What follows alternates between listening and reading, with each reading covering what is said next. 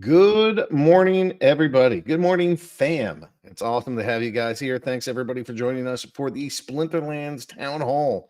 I'm your host, Agrode, founder and CEO of Splinterlands. It's an absolute pleasure to be here with you.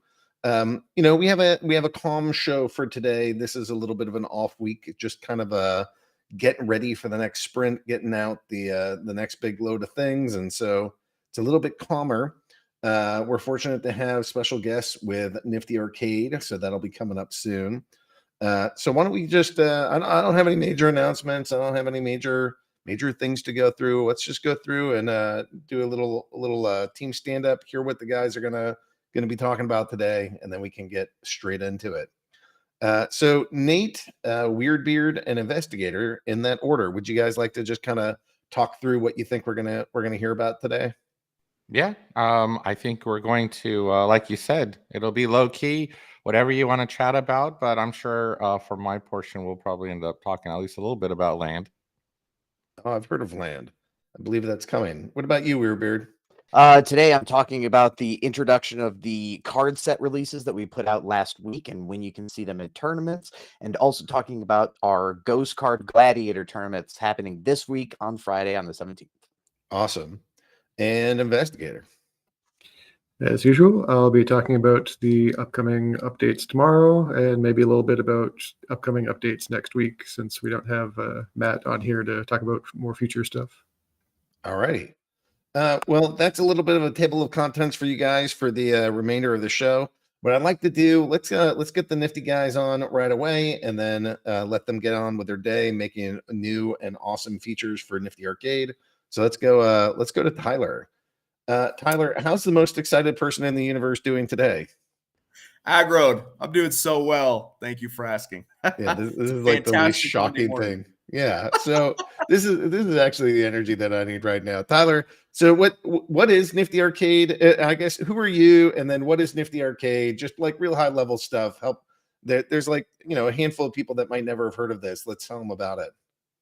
Absolutely. So Nifty guys, again, my name is Tyler, founder of Nifty Arcade. We're based out of Utah, right? So here in the States, excited to bring you the Nifty Arcade Gateway platform. And just a reminder about what our platform is. If anybody missed any of the recent announcements over the past little bit, Splinterlands is putting together decks of cards, and then they can put those on our platform to bring in new players. So the way our platform works is any asset owner or anybody who has Splinterlands cards can get on our platform, link their account, and then create a deck of cards. And they can set that deck of cards. Excuse me, I'm a little under the weather this morning, but they can create a deck of cards and they can create what's called a reward share contract. So for example, you can say, hey, I want the person playing with this deck of cards to earn 50% of everything that they earn in Splinterlands that's transferable. So in the case of right now, that would be SPS and packs. So basically, if you have a nice deck of cards that can hit diamond, you can go on there and say, hey, I'm going to create a deck that somebody can play, and then we'll split the rewards, and it's just running by itself, right? And we've got some reporting and analytics on the site that's pretty cool. But the coolest feature of all, not necessarily feature, but benefit that we've seen from the platform is that this is a great way to bring on new players into the ecosystem. So for example, right now to start playing the game, there's what we call a capital constraint. So you got to come in, you got to essentially be renting, right? You got to pay to rent, or you got to own cards. This is a great way for people to experience the game, really start building a little bit without actually putting a ton of money in, and start experiencing what gameplay is like. Yeah. So on Twitter, I saw some random guy just tweeting like, I owned all this real estate and I hated it. I'm like, man, this is exactly what, like, if you like asset ownership, and it's my general sense that like the wealthy in the world get rich through ownership of things. Like if you own things, whether they be businesses or assets, that's the main way that people get rich. It's not through like just wages. It's really hard to like wage your way out of things. You have to do it through ownership. Right. And Nifty just provides this great way to sort of like own digital assets. And because Splinterlands has so many different ways that you can earn, there's a lot of different ways that there are a lot of different incentives for players to actually rent these cards so that they can earn. But like you said, there's challenges for both the minnows and the whales. For the whales, it's in other ecosystems or other like real assets or physical assets, you have tenants, and you have to sign all these contracts. Government's probably inspecting a whole bunch of these things. There's lots of like, what happens if they're delinquent? What happens if something breaks? What happens if like the reality of doing that kind of rental, like property rental, there's some challenges there. And then for the person that would like to be doing the renting, there's like property to rent, but you could also think of like if you wanted to rent a machine or a bulldozer or something like that, so you could actually do work. You can't always get access to the equipment. You can't always get access to the capital. You can't always, you might not have the skill set to necessarily be able to use those things. So there's a lot of things that get in the way of being able to like, be in an area that isn't super prosperous and find some capital that you can utilize to like help get you out of whatever financial ditch you're in. And so I really like the sort of digital methods that we have here because they're open to everybody. But from what I've seen, Splinterlands has not done. We enable these protocols and like things are able to work here, but Splinterlands on like our website, our market's not our focus. Other groups can build these markets and build these tools, and that's not something that we were able to put like the majority of our effort towards. So while we enable the experience, we ourselves are not phenomenal at doing it. I have to say, after having made, I don't know, it's probably 20 decks so far, and it's growing on the Nifty Arcade platform. That's a pretty smooth experience. There's like a couple little things that I would point to and be like, no, this could be improved, or I wish this was the default. But like overall, I've personally, I'm running decks for myself. I'm running, starting to set up the decks that we talked about for, the bronze decks that we hope to onboard people. So that's mid-process. It's been amazing to kind of go through this. I have 20,000 Hive Power worth of RC that I delegated from the Steam Monsters account to go open 250,000 packs so that we could get that done. I can't imagine having to do that, 200 packs at a time. I really got to go thank Peak Monsters for both, allowing these cards to get bulk opened and then allowing them to get bulk combined and then bringing that over to the Nifty platform where entire sets can be made and delegated out. And it's taken hours. I mean, I don't know if somebody's tried this with like a large number of things, but opening the decks isn't that bad. But when you combine these cards at low levels, you have like tens and thousands of cards to combine. It's 10,000 plus transactions to do, and it's just like spamming them for hours on end. Some players have complained about some slowness. It's possible that I might have been responsible for some of that slowness by just like constantly spamming transactions. But to me, it's really important that we do this. You mentioned that it's a good onboarding experience.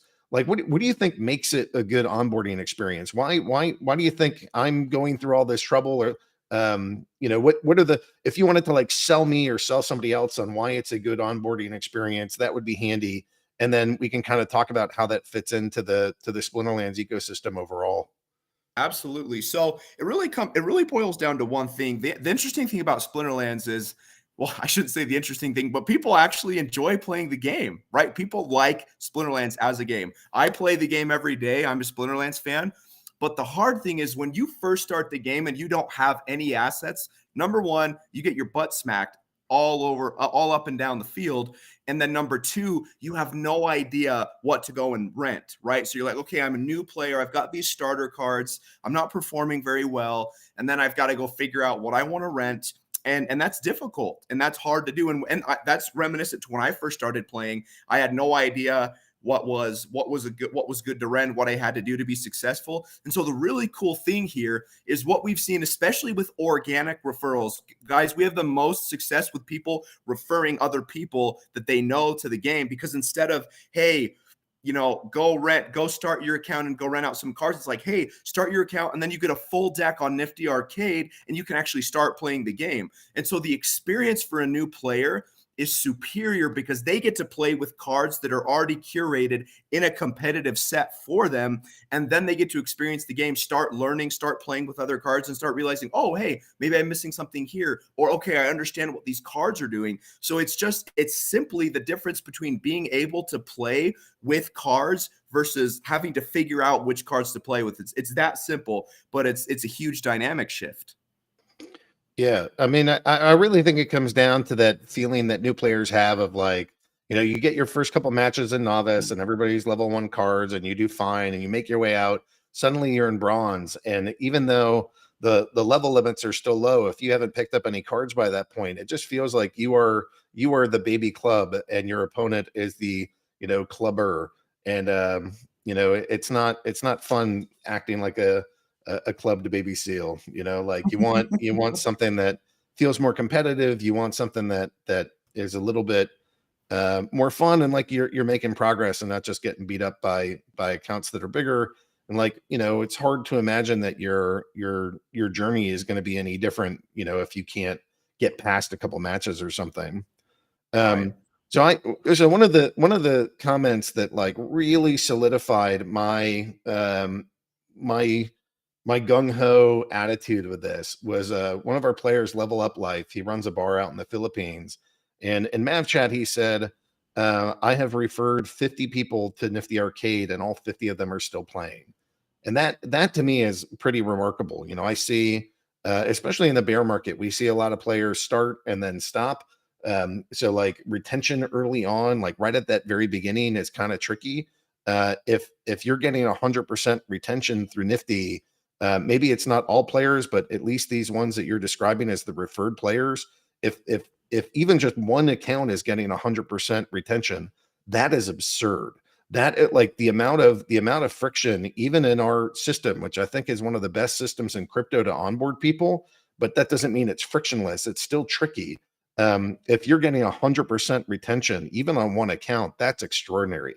That's game changing, and that can just mean that like the growth potential is enormous with that. That if everybody that we refer sticks around, and that's something that we can scale up or do repeatedly, that's just so powerful. That's like massive exponential growth, because one person refers one person that refers 10 more that refers 10 more, and suddenly you're seeing exponential growth in charts. And that's it's a lot to say, well, I think Nifty could do this. I don't want to like put totally unreasonable expectations on you guys, but that's when my eyes kind of light up with greed, and I think about how do we grow this ecosystem as much as possible, and how do we get as many people in here. I currently think Nifty is the single best chance that we have of that. If that's the result, if 100% onboarding is the result, that's powerful. Yeah, thank you, Agrod. And to comment on that, it's something that we're seeing, because what the phenomenon that's really cool, I know that a concern that people have is, hey, people are just going to come and farm, right? But what we see is when a real player gets access to real cards and they can start climbing, they're not sitting there thinking, oh, they're like, oh my gosh, if I just had this card, or maybe I can buy a pack or two, right? So they're thinking, how do I become more competitive when they really get into the game, right? And the way to really get them into the game is give them the experience. And that's what we're about, right? Is how do we give them access to that experience that is going to translate to retention-like behavior, right? So get them into the game, get them playing, get them experiencing the fun part about the game, because novice is not the fun part about the game, right? The fun part about the game is getting into different rule sets and having to craft your strategy around 3 different rule sets with certain mana costs against an opponent that's doing the same. That's what's fun, right? Yeah, and so when people start, go ahead. Competitive puzzle solving is what I think that is. You have to competitively solve that puzzle in a short amount of time with limited resources. You have 2.5 minutes or go. That's like the stress, that's the joy, that's the that's the magic. Absolutely. And when people get to experience that, and I can speak from experience, I'm not talking out of my rear end here because this is the experience that I had, right? It's like, oh, when I get to this level, if I just had these 2 cards, I'd be so much more competitive, right? Yeah. And that's the reaction that we hope to elicit out of the people getting onto the platform, right? It's about how do we get them to experience that emotional high and get them to say, man, if I just had these few cards or I just had this, I could level up my gameplay here. And that's Well, what we've been seeing, and that's really cool. let's talk a little metrics. Do you know roughly how many decks are on the platform right now? Yeah, so on the platform, as of my report last night, I believe we had 270 decks on the platform, and again, all of them are taken. Well, that was Right? going to be my next question. So, are you? I guess you just answered it. Is they're all taken. So we're gonna add some more decks to that through this approach. I moved cards onto an account called Nifty Bronze, starting to get those set up. Do you have players waiting in the wings for that? Like, what do we need to do to make sure that new players, not old players, and human players, not bot players, grab these accounts? And what do we need to do to make sure that their experience is good, that they're growing, and that they are making those referrals? Yeah, great question. Thank you for bringing that up. So I actually want to start with. I'm so sorry, guys. Excuse me. I actually want to start with what's on the screen here to answer that question. So one thing I want to share with the community is if you go on our website, niftyarcade.io, we have a place called Game Discovery. And the reason that we built this was because we had noticed that onboarding into Splinterlands is difficult. And it's not difficult for the reason that most people think. So I ran an experiment. We had people come into our office in Utah, and we had them who knew nothing about Splinterlands. And we said, I want you to follow our guide that we built and onboard into Splinterlands A to Z, and I want to see where the friction is, right? So we brought people into our office and we had them onboard into Splinterlands, and everybody onboarded into the game just fine, right? So I think there's this assumption in the community that Splinterlands is really hard to onboard into as a game, but that's not what we saw. Here's where people get caught up. When they have to create the Hive wallet, everything goes out the window, right? Because that is not at all what people are accustomed to doing, right? They have no idea how to. It's not intuitive in the slightest. Yes, thank you. That's the word I was looking for. It's not intuitive, right? So when they went to create the wallet, even though we had this line by line guide, anytime we missed one little thing that we didn't think of, they were stuck. That's how hard it was for a new player to create a Hive wallet, right? And one thing, I know Nate's listening, and I know there's design pieces here. I'm not trying to like throw Splinterlands or our design or anything under the bus. I just when you go through life, there's nothing I can really think of that works like Hive blockchain or keys or something. Like crypto is a brand new experience. So like, if you have to drive a boat and you have driven a car before, like you might not know the exact like rules of all the ways that boats work or something, but you kind of see the steering wheel and you get an idea. Okay, I guess I kind of know how to do this. There's a pedal here. There's a steering wheel here. I guess I can figure something out. But there's no like common sense thing that you can build that's blockchain related that like suddenly preps you for all of this. So the idea that you need to have your keys and that your keys would be behind a password, and that by like using those keys, you're interacting with something, you don't really have that experience, like, and you don't like carry your car keys inside of a big black metal box that has a secondary lock on it. Like you just don't have that kind of life experience. So I just, I don't want to. I was worried for a second that it might come off as I'm like dissing the website. That's not what I'm trying to do. I'm just trying to say that there's nobody here that has something intuitive about how crypto should work anywhere in their background until they get there. And it's only after they've kind of suffered through that first experience that you really start understanding what the hell is going on and why does it work this way and why is it so different than any other website that you've ever used. Right. No, exactly. And our response to that, given the nature of the ecosystem right now, Agrode and community, was we built a step-by-step guide and I'm proud of this because we actually sat people down. So I'm a product guy by nature, right? And I'm problem and solution oriented. So I always think to myself, what's the problem being solved, right? And then you have to validate that with data and and watching people do it, right? So we brought people in, we built this guide, and we said, hey, try to onboard into Splinterlands. They got stuck on Hive. We iterated through this a few times. So we've built a guide. Long story short, we've built a guide that we believe helps walk people through A to Z, starting a Splinterlands account, getting a wallet, and then finally getting onto our platform to borrow pretty seamlessly, as much as can be seamless, right? It's no matter what, it's still going to be difficult to set up a Hive wallet, still going to be difficult to get accustomed to something that you've never seen before, especially if you're not a crypto native.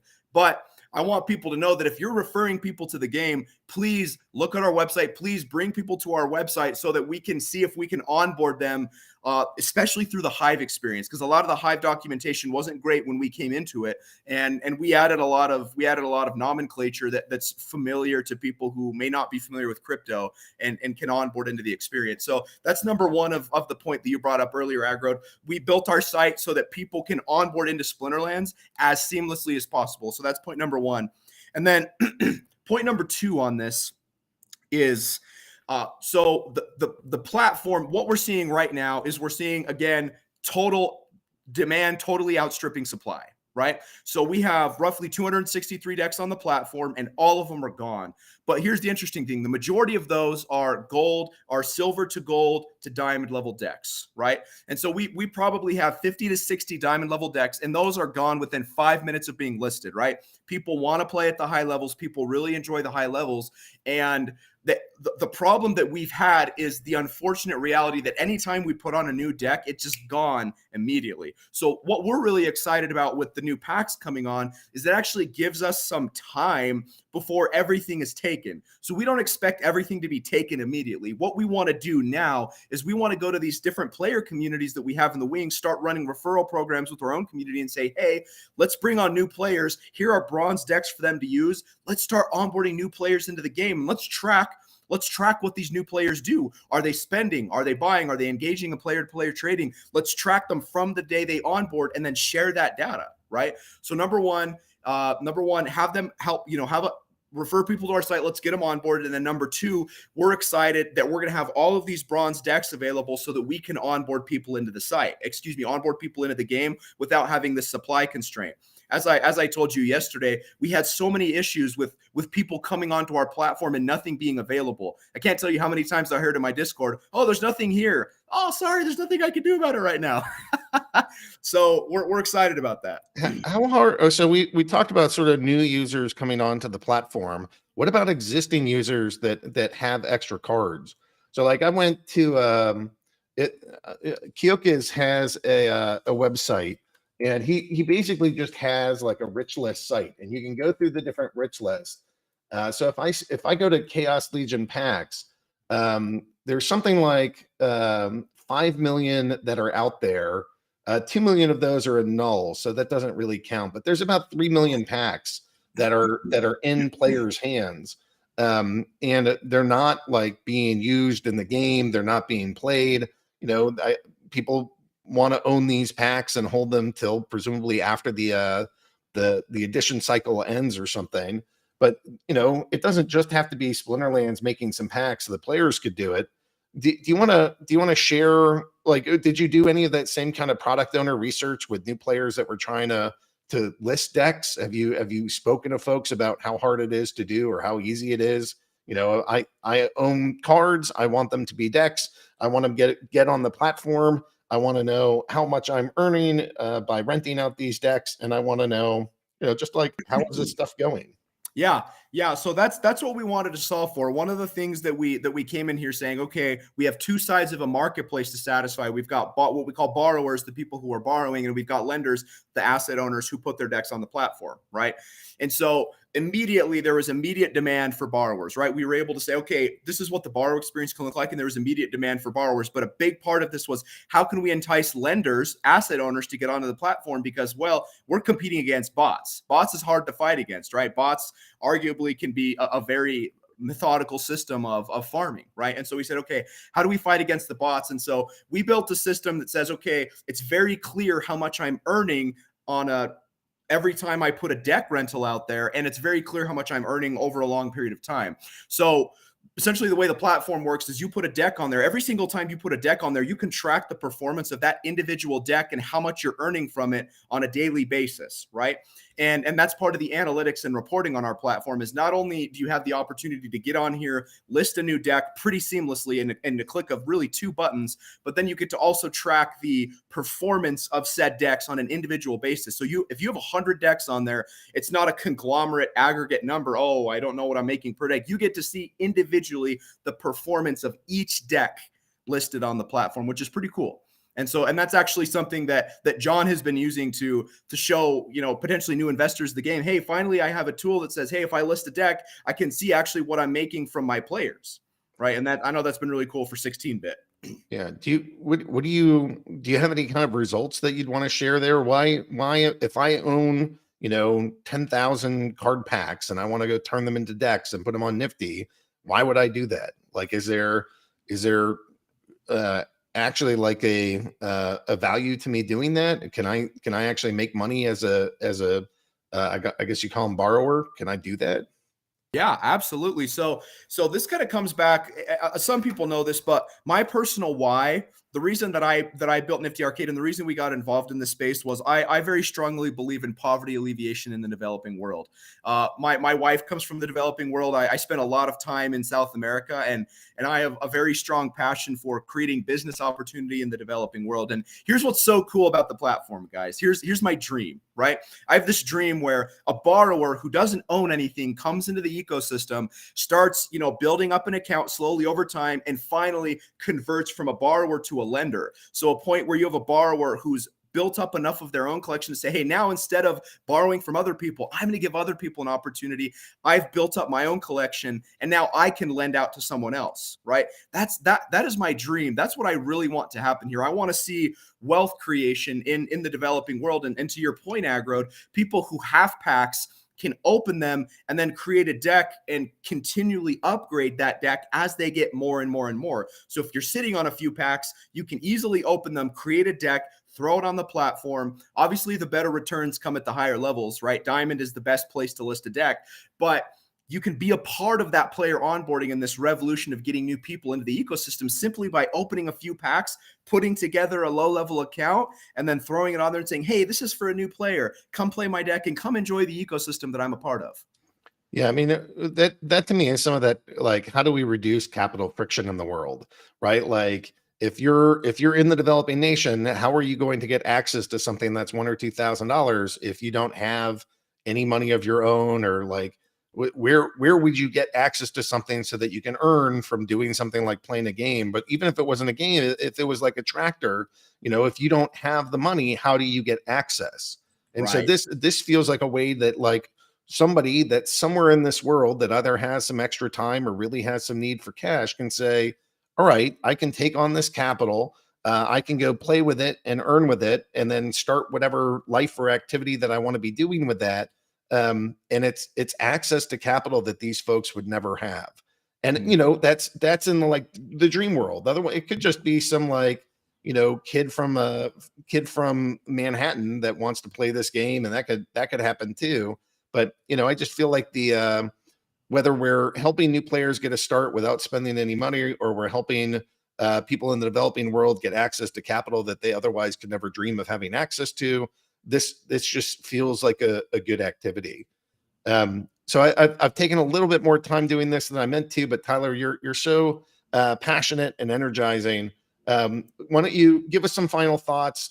Tell us where to find the site. Give some players some sense of what they ought to be doing, or what is your ask for them. And I got to get on to the next section here. Absolutely. Well, again, appreciate every single minute here with you, Agrode, discussing this topic. Obviously, it's what we're building, and it's something I'm very passionate about. But guys, what my ask of the community is, let's onboard more people into the game. I've heard countless stories of, hey, I tried to refer friends and family, but it was really hard to get them in.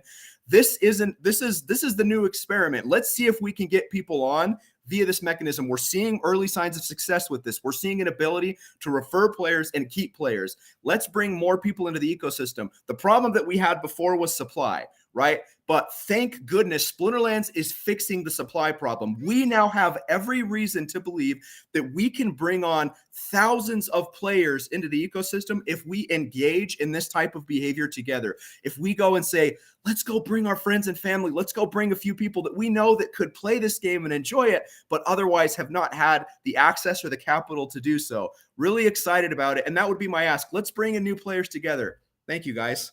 Yeah. So I guess very specifically, if you're a whale and you have cards, please consider, opening your packs, making decks, putting them onto Nifty, earn a return while doing that. But it's not just like the money part, it's helping new people get into this, and it's helping potentially somebody from the developed nation get access to capital that they otherwise couldn't. And then otherwise, if you know people that are like interested in gaming, maybe they tried this before, but they didn't have the best experience, or they're looking for a way in, or just somebody new to this ecosystem, let's start referring people over to Nifty Arcade and seeing if we can't get them in and make it easy to get their new game account, get their new Hive account, and get some access to cards so that they can have fun playing these things. So Tyler, great to catch up. Really proud of the work that you guys are doing. Totally stoked to be supporting this. Looking forward to seeing new players come on board, and thanks for being part of our ecosystem and building here. Thank you, guys. Awesome. That was Tyler, guys. All right, so let's get on with the team and just kind of talk through the next steps here. We have a relatively small release tomorrow. InvestyGator, we've been doing giant releases back to back. It looks like we have a little bit of a reprieve tomorrow. What's going live tomorrow? So tomorrow is pretty much bug fixes and small items. We did have some bigger stuff, but it didn't quite pass all the testing, so we're pushing it back to probably next week.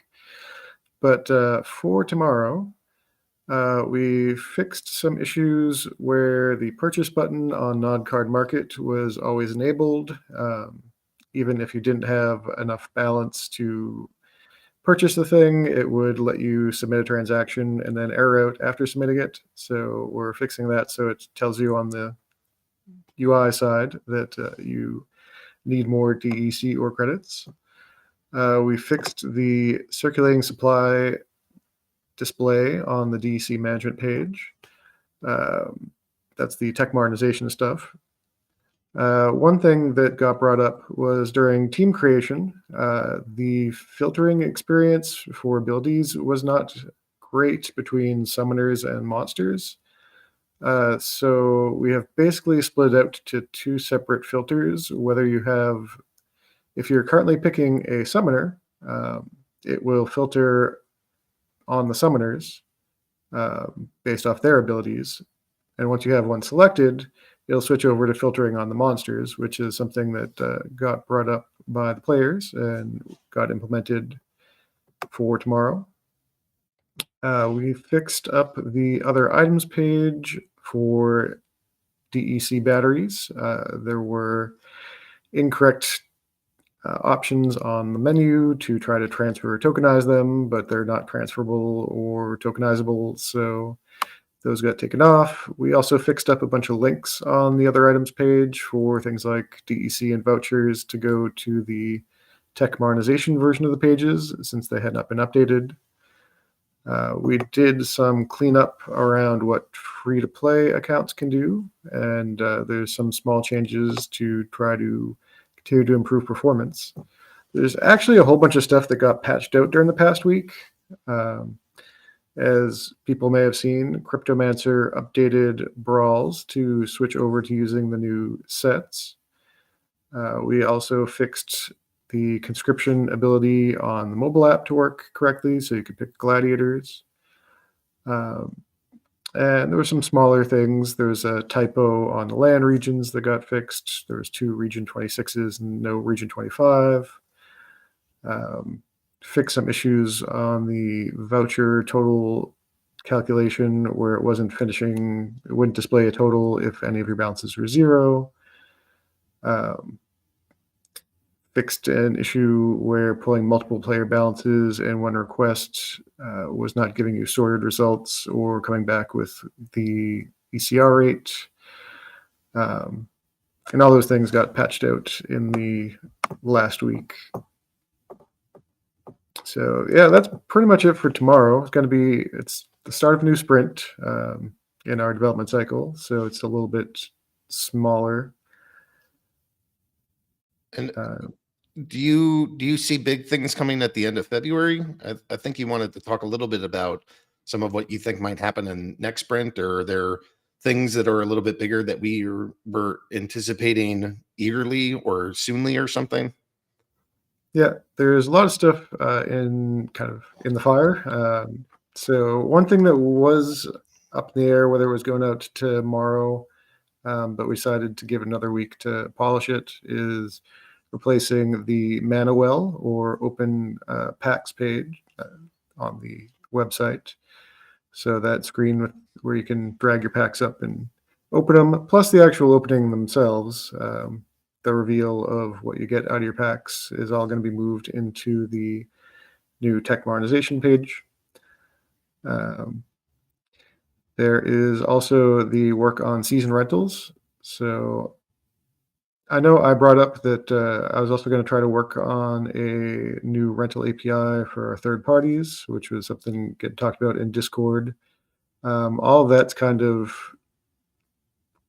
bundled together or blocking together, and that we need to make some database changes to do season rentals as well as to make rentals more performant. But that should be coming hopefully in the next few weeks. And Cryptomancer is working on moving the sets options into the marketplace UIs and the card collection UI, which should be nice for players to be able to see what's going to be available in the different sets a little easier. And I think those are the main things that are coming out relatively soon. We do have another rule set done, but we haven't pushed it live yet. It's a little different from some of the other ones in that it's not just a copy of a ability that monsters could normally have. Oh, little tease, but he won't say what it is. That's brutal. Okay. Well, all right. It sounds like we have some of the things. I think players are still hoping for, when do we get all of our surveying and land, and when can we produce all these resources, and when this, when that, and some of that stuff is still in progress. Maybe we can talk through. I guess we have kind of like quarterly roadmap things, and it probably makes more sense to have some additional roadmap discussions or roadmap images put out there. I'll see what I can do, but just give people a sense of hopefully when we think things are due. All right, InvestyGator, I appreciate your time. It sounds like it's not going to be too bad next week. It sounds like end of February we should have some more things. And I don't know. Thanks for coming on. Thanks for updating us, and thanks for being here. Yeah, thanks for having me. All right. That's it. Thank you. All right. So let's get Weirdbeard on. I think Weirdbeard is going to go talk to us about little Brawlhalla and a little bit of some tournament stuff. What's on your brain, sir? I don't know. A lot. How are you today? How about we start there? Oh, that's kind of you to ask. It's like, it's two radio people kind of chit-chatting with each other. It's like, no, let me interview you. That sounds great. Let me interview you. So I appreciate it. But sir, you're here to tell us what's going on, not all my fields today. That's not the headliner. The headliner is Weirdbeard has things to talk about, brawls and tournaments. Yes. So first, let's start at the top. People are talking about it right now. We have closed the voting on the community leaders. We're going to announce it next week. It's not that the voting's still continuing. However, we just need a week to be able to get all the results out and reach out to people and confirm stuff ahead of time. So that'll be good. Also, don't forget, top of mind, I got to talk about it here on the 17th, which is this Friday. You can enter into our Ghost Card Gladiator tournament. Please join in. Let me check how many people are in it right now. Last time that we ran this, we had just shy of 400 people that entered into it. This time we are sitting at I gotta go to the 17th. 142 people. So I'll drop the link to that right now in the chat. Please make sure to enter if you like. Remember, you do need a KYC to count just because it is ghost cards. So you will have access to all the gladiators max level. So if you've always wanted to play with a Quora, this is the tournament where you're going to be able to do it. But you do need a KYC account in order to be able to jump in there. Another quick note is that all of the tournaments that you currently see that are up and available for you to enter that are created by the SPS.tournaments account are not able to still have those new promo card integrations into them yet. So after our last one is on the 19th. So in 6 days, in exactly 1 week, next Monday, all tournaments will have unified sets, meaning that if Chaos Legion is allowed, Chaos Legion main and the Chaos Legion promo cards will also be allowed into that tournament itself. Speaking more about towards the guild side of it, going out later this week, please, if you are a guild leader, a guild member, somebody who's tangentially involved in guilds, we will be having a guild feedback survey. It's not only talking about what you want to be able to see for what's in guilds and of themselves. But as always, every couple of months, we do a feedback on the composition of the phrase in the brawls. We made some changes last time where we added more Chaos Legion and sort of Rift Watcher only ones, being able to see how people appreciated those.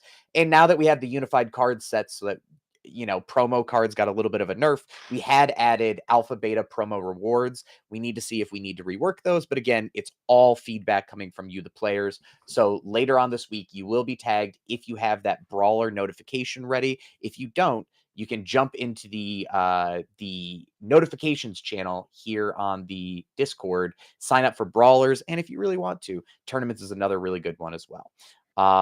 Also, on top of all of that, we are going to be doing some more general surveys that are going to be coming out next week. So this week is all brawls and guilds. Next week, we're going to be doing general ones, similar to the one that I did about a year ago around this time, talking about what people are hoping to see in 2023 from Splinterlands. I would love for people to be involved and excited about that. I feel like we're cooking right now. There's lots of things happening, and I'm just excited to be here, man. Sweet. Well, thanks for kind of what's the word?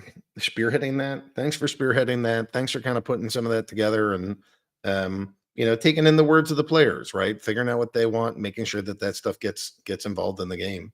Yeah, I mean, a lot of the stuff that we're trying to do is very data motivated, but then one of the things that I think we've been trying to figure out is how to get the best data from players, right? Because while we always encourage people to come hang out with us in Discord and post in Discord messages aren't really data. You know what I mean? It's it's a little bit harder to get your arms around. Anecdotal. Yeah, exactly. So now we're trying to figure out how do we do it and do it so that it's actionable, right?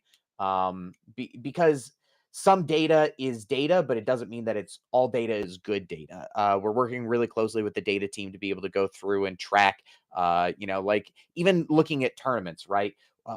Right now we do it to where tournaments rotate every couple of weeks and move 4 hours down, couple of weeks, move 4 hours down. And we're tracking okay, are we able to move these around? Are there some that even if we put them at, 3 a.m. on, Eastern time, do they still get really good participation because it's targeting certain communities around the world?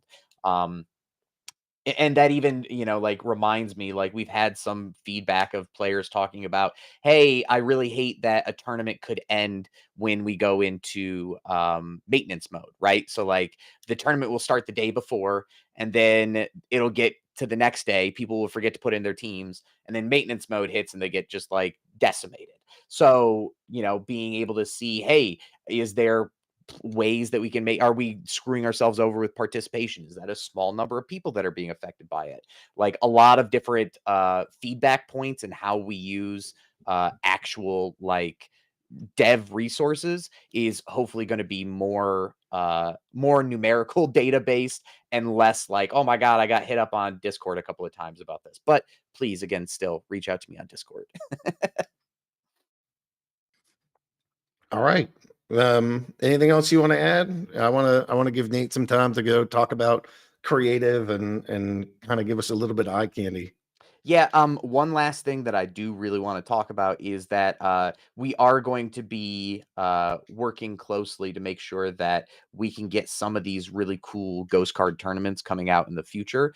And one of the big things that we're doing on that is if you want to see more events like this, participation is the biggest data point that we have. So if it's something that you'd like to see more of, participating in the ones that we do have is definitely important. Again, I just dropped that link. I can do it again here in a moment for those of you who missed it. On Friday, 3 o'clock Eastern time, please enter into our Gladiator Ghost Card Tournament. We see some repetition in terms of players commonly winning like ranked seasons and commonly winning tournaments. Do you see a big change when we go to the Ghost Guard tournaments in terms of the makeup of who's winning and losing? Oh yeah, it's totally different people. And especially because like you'll get some of those people who are bronze superstars coming through and slap it around the big boys. I think it's really interesting to be able to see the storylines develop around those people because more than anything else, esports and competition is built around storylines. And like I love being able to see completely different people entering into these ghost card tournaments because even when you get like good players against good players, sometimes when it's not on that even playing field, they still, you know what I mean? Like they're still hamstrung. Like if only I had this, like Tyler was talking about it for Nifty Arcade earlier. It really encourages players to be able to see, toe to toe who stacks up and how does it go. So, ghost card tournaments, I think, are the future of a competitive aspect of this game, and being able to build it out with support from the players is like just a dream come true. I'd love to see some streaming of those, like some real esports style streaming, and get that live. How do we start getting more about? Like I know that we do a lot of streaming just in general, but how do we get specifically tournaments and guild brawls and the Ghost Guard tournaments? How do we get that streaming and get the players out there talking about it, and where it's sort of like not just Splinterlands TV, but something that's like For real. Splinterlands esports channel, where like maybe it's not 24/7 anymore, but here's some like steady steady streaming around our biggest tournaments, our biggest names, and our and basically what is the professional version of Splinterlands esports. Yeah, I mean, we have pretty solid plans for it. A lot of it is just getting the room to breathe and execute on it, right? Because we need some technical backup on it, making sure that we have like a way to have a master god panel that allows you to, see the matches and be able to advance them manually and do things like that. But then you also have to do soft work, like creating a casting and like a roster of talent, right? And developing them and getting all of the production side set up with it and working with a really good production company and getting even some things tied in so that it's like when it happens in game, it triggers something on stream so that the casters don't have to sit there and be pushing buttons, while they're casting and everything. So I think we have a pretty good roadmap of how we get there. And it's just more making sure that we don't step on the toes of some of the priorities that currently exist. Rock on. All right, Weirdbeard, thanks for the update. Thanks for really all the work that you do, reaching out with players and getting feedback and trying to get that incorporated into parts of this game that are important and meaningful to them. And I don't know, I think you're making things better around here, though. So thanks for the work you do. The moment I get to tell people about all the stuff they're working on behind the scenes, my heart's going to explode because I'm so excited, just so you know. Nice. That's awesome. All right, let's go to Nate with creative update and see what Nate has in store for us. So Nate, it's hard for players to understand that like not only are we working currently on multiple projects like right now trying to implement things, but we also have to, you can't just like start from scratch every single time. You have to have some creative assets kind of in the works, getting built and trying to do all this stuff. You want to give us a sense of like what are the things that you're working on, both sort of longer term, trying to get ready for development, but then also maybe starting with what are the things that are burning a hole in the department's work right now, and what is like the highest priority.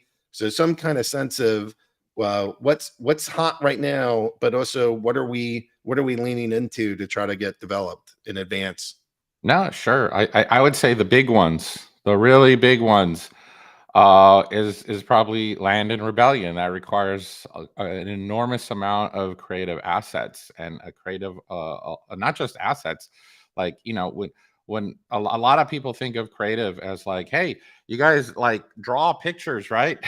It's like, well, yeah, we draw pictures, but creative is a huge powerhouse that is driven by narrative and storytelling, and you know, the copy. It also involves the UX. How do these things function? How do all the pieces work together? How do we make this intuitive and user friendly? Which is something I think we touched upon earlier with your discussions with Nifty and so on. And then there's the UI polish, the UI that on the front end that you guys actually see. There's the artwork. There's prepping the artwork for animation, and the animation itself. And then when the animation is done, there's of course multimedia and music and sound effects and voiceovers and all that stuff. Once you package together all of this stuff in a box, and we get it nice and organized and label and categorize and put a bow on top, and then that's essentially what we hand off to engineering and say, okay, we figured out how it works, we figured out how it should look, we figured out all the stuff that you're going to need to make it happen, and then here it is. And then they open the box and they go, oh, Nate, you're crazy. Or they go, okay, no problem, Nate. And then they run off and implement and code and execute what all that stuff is. So in terms of for both for Land specifically, that's a monster. Rebellion is turning into something I'm hoping is going to be rather ambitious. So we'll see. We'll touch upon some ideas at Splinterfest, and we'll see which of that stuff actually happens and which doesn't. But there's a lot of cool stuff happening. The artwork itself is amazing. On top of that, yeah, go ahead. Can you just give me a little sense of like, is there something, you know, when I think about Rebellion, I normally think about, oh, it's the next edition that follows Chaos Legion. And I think of like a series of cards and packs and, you know, what's available for me to play, and it shifts modern. And, but I really think of that in terms of like, here's another set of cards. It almost sounds like you're thinking about it, not just as a set of cards, but that there's some other differences that might be in there as well. Do you want to share anything about what you're cooking up for Rebellion? I mean, yeah, as long as people understand that it's all TBD and nothing I say might actually happen, but we're in the discussion phase, the planning stage, the pre-tentative figuring out like what is feasible and what's not in the time that we have, and there's things we want to do and they may not happen, guys. So, but ultimately, you know, I know that over the past couple of weeks we've been partnering up with our chief architect engineer. And you know, the dev is great, and he's flying under the radar as this, you know, black ops dev trying to figure out what's possible and what's not. And a lot of what he is working on seems to overlap with some of the stuff we shared at Splinterfest, which is like, hey, someday Land and all these changes potentially to the card stuff may intersect in cool ways. Like, for example, with Land, we do want to introduce items and spells, and we want those items and spells ultimately, I mean, ideally, they would be related to some of the attributes of the cards, attributes that you may not see currently in terms of attack and speed and health and stuff like that. It may be like, hey, did this dwarven king create this using dwarven magic at a special forge, create this hammer of power that could only be wielded by dwarves of the same lineage? And if so, then suddenly there are some attributes related to the card as to whether this is a dwarf from this clan, and only he can wield the item that is crafted. And so that comes into play. Is like, hey, you know, you get these ideas of, you know, well, now I want a dwarf on the team. It's not just about who has that best attack or who has the best speed or whatever. It has to do also with these other additional attributes that will either be on the back end or they'll be portrayed as some like icons, like factions and affiliations on the card. And we'll see how that works. But the ideas behind just not only items and spells, but the ideas of synergy and trying to create a whole goblin team because they unlock some special synergy or all that kind of stuff. Like I said, may not ever happen, but it is something we're playing with, the idea of it. And I think it'll be really cool if it actually ends up happening. And yeah, it's certainly a lot more fun. Like if all of the items are just +1 to melee, +1 to range or +1 to magic or just that only, that, you know, that's fun, but it's not nearly as cool as like, you know, +4 versus dragons or +5 versus certain factions or +2 versus kobolds or, you know, whatever that is. It's like, you know, you kind of have these, maybe there's some more expensive generic ones, but you would have something that's like +4 versus dragons costs the same as something that's like +1 versus all monsters. So like Exactly. it becomes really situational, and that means that, like, you know, if somebody's like, I'm going to go dragon heavy, you could be like, I have the counter to that.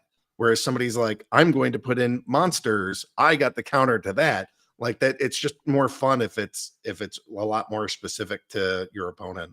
No, I love it, and it's very token, right? Like when you watch the movies, you know, the Hobbit's got these, or Gandalf has a little blade and it glows blue, and goblins or orcs are near, and from an RPG sense, those weapons are probably going to have a +1 or +2 against those particular monsters. So it really brings back the nostalgia of past RPG games that people might have played back in the day. All right, so you did a bunch of like brain candy in terms of like what this game might look like, but I'd like to know if there's a little bit of eye candy of what we're doing might look like. Yeah. Let's see what I got. So, I guess let's start off now. I'll start because I don't think people typically, I don't know, they don't appreciate like the UI that I share as much as they do cool character artwork. So I'll start off with just some UI, but I think I think it's cool. I think there was a discussion not that long ago, maybe last week or whatever, where I think it was Jarvie. Jarvie said something like, "Well, Nate really loves art, but I don't know. No, I'm a big UI UX guy. Like I probably spend most of my day looking at that stuff. So that's what kind of excites me is when we're crafting intuitive and user-friendly UI specifically for things that are otherwise very complicated and very overwhelmingly so. And so land presents us with that challenge. So I think last time I shared some filtering for land, and we've refined it a little bit more, and each week we're refining a little bit more. I'm hoping that over the next week or so that'll be finished, but I just want to give you a progress report because last time I shared a little bit. I'll share what it looks like now as we're working on it. And you'll notice that there are some things about the UI that are, you know, we have to figure out like visual hierarchy. We got to distinguish between what window I use a round radio button versus a check mark, and when can I select and toggle, and when can I select multiples, and at what point should I actually, you know, type out the text, or when is an icon sufficient, and how do we utilize color and shape language so that it's accessible to colorblind people or otherwise. Like there's all these different things that we're thinking about that are nitpicking, whether something is above or below or to the side or how big or how small, or even the colors, the font colors, the padding, the margins, all of that stuff comes into play in our UX UI design sessions that when we have those meetings every week. So I just want to let you guys know the design team is working hard to make sure that when we have something as complicated as land, that it is user friendly as possible, and it's intuitive, and it still doesn't feel like just a skimmed spreadsheet. We want to make sure that we're integrating some sort of gamification to it, that it feels like a game and not just like an Amazon shopping cart experience, right? So I just wanted to point that out and let you guys know some of what was involved in that kind of thing. The other type of stuff we can get, actually, I think it was in the land channel or somewhere in the last few days, someone mentioned, well, what if I have a plot in the middle of the lake? What do I do? And I think Cryptomancer responded by saying, well, we could build a platform and put the building on top like an oil rig, and which we might do. We explored that idea. But another idea had been, well, we live in a magical world. Why can't you build a building a la Little Mermaid down at the bottom of the it's sea like floor? Atlantis now. So we entertained the notion of like this a bubble, like an air bubble or whatever, in case air breathers needed to work down there. So this will give you an idea of some of the concept stuff that we're working on for if you're at the bottom of the lake. Now I think Matt was of the opinion like, hey, why don't we just have all these floating houseboat islands all over the lake, right? After all, lake, a plot of land is probably around 10 acres, right? So it's not like these little islands would be like clustered together. Like it wouldn't be too bad. So we might still explore the idea of these buildings being built on top of the water. But regardless, if you're on the shore, I'm going to try to convince engineering where if you get a shore plot, like on the beachfront, that your building could sit there and the artwork will represent, it'll show the lake and you're building on the land right next to the lake. But if you're in the middle of the lake, then maybe you'll end up above or below, and we'll see how that works. But that was just a concept I figured I would share with you.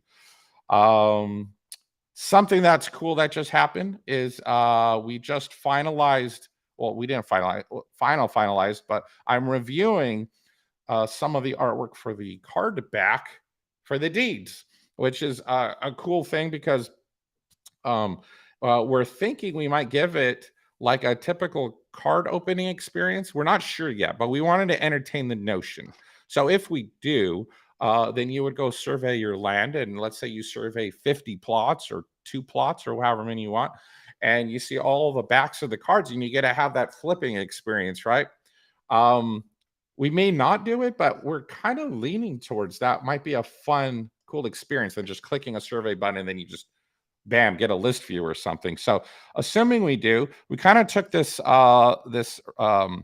symbol from the desk of that goblin with a magic book. For those of you guys who have redeemed your tokens, you'll notice there's some background artwork with a goblin sitting behind his desk who's working for the registration office so that you could register your deed. So the lore team, the narrative team, will get into the symbology of that icon and what it means going forward, and some of the plots and subplots that are going on as this whole thing is going on, because it's interesting stuff.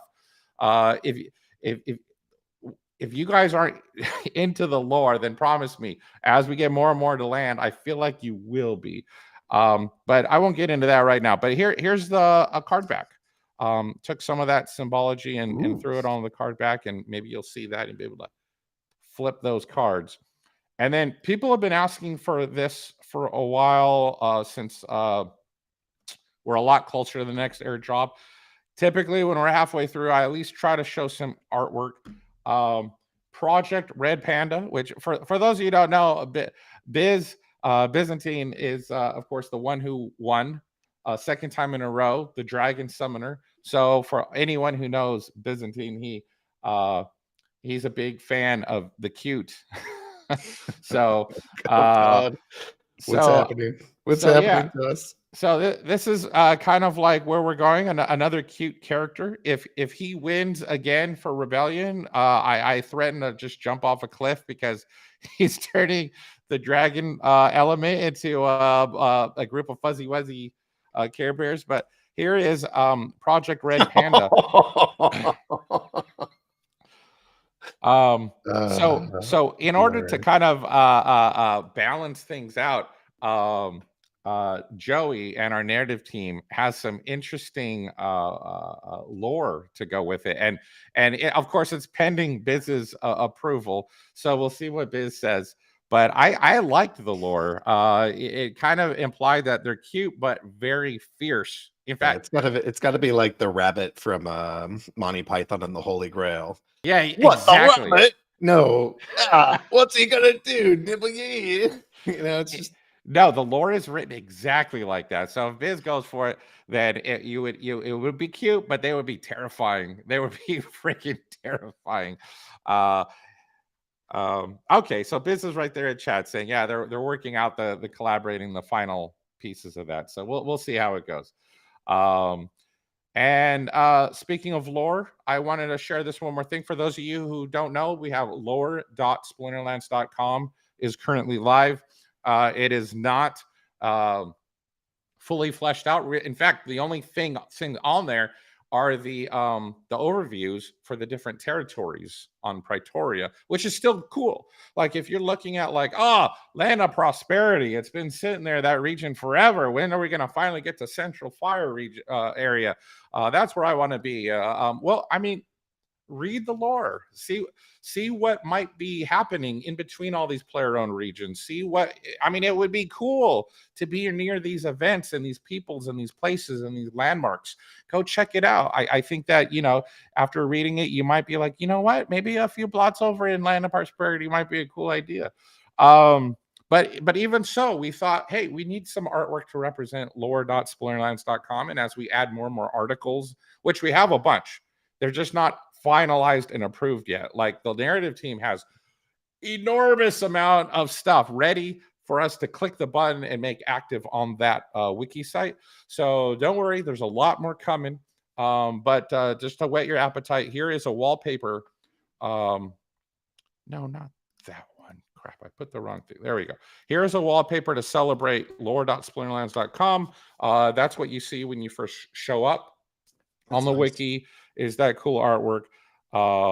And so yeah, that's what I got so far.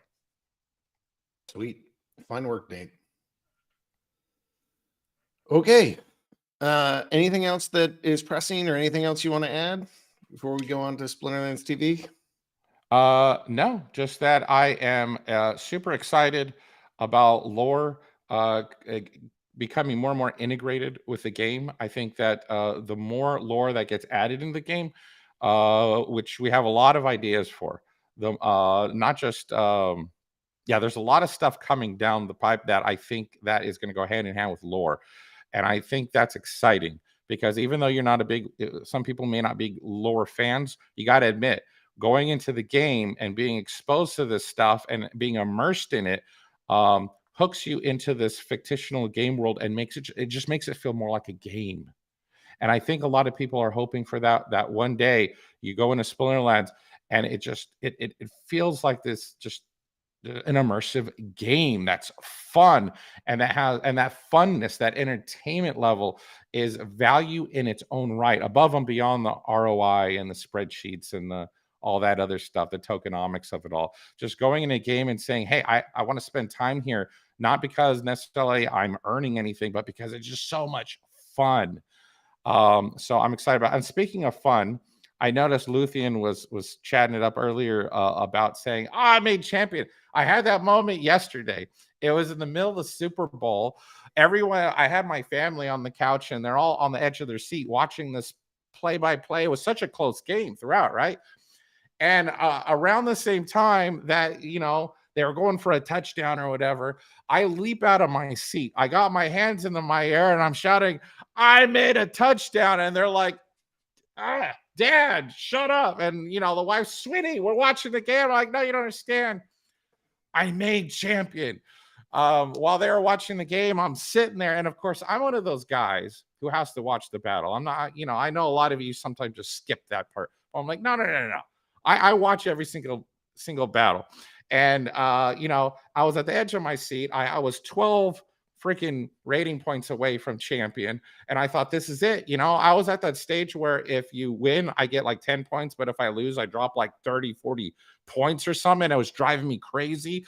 But I was this far away. And I thought, if I win this, it's going to be awesome. And if I lose, it's going to be heartbreaking. And I won, and I had that thrill, that excitement, that and that's what I want players to feel. I want players to feel like they're invested and it's fun and it's awesome and there's all the animations and the sound effects and the music to celebrate moments like that. So just know we haven't given up on any of that. And if anything, 2023 will hopefully be the year where we make more and more of that happen. Rock on, Nate. Thanks for your passion. Thanks for your skill. Thanks for being here. All right, let's move on to Splinterlands TV. Let's go talk about the people, the streamers, and all that's going on there. Ron, how are things? Oh, things are incredible. But I do want to start this off. Actually, I was going to remind you before we did this, but we've got something going on here in the Discord. There are people that are impersonating other team members. This has been happening for a long time. Guys, thousands and thousands of dollars are going to these scammers because they are impersonating, you know, well-known members here in the Discord and tricking people into trading cards for them.